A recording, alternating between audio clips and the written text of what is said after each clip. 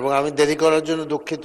মাননীয় স্পিকার, আমি আমাদের ৭১ ধারায় যে বলেছিলাম যে আমরা দেখতে পাচ্ছি যে শরীফ ওসমান বিন হাদির যে মামলা, এই মামলার অধিকতর তদন্ত করা বলে বারবার এটার প্রতিবেদন দেওয়ার তারিখ পিছানো হয়েছে। মাননীয় স্পিকার, এটা এই পর্যন্ত 11 বার এটার তারিখ চাওয়া হয়েছে। তো আমার প্রশ্ন হলো যে উক্ত মামলার তদন্তের বর্তমান অবস্থা কি এবং তদন্ত এত বিলম্বে সুনির্দিষ্ট কারণ কি, কেন তদন্ত এত লাগছে, এবং যে ভারতে আরো 2 জন যাদের ব্যাপারে আমাদের দেশের পত্রপত্রিকা সহ সব জায়গায় সিসিটিভির ছবিতে দেখা গিয়েছে তারা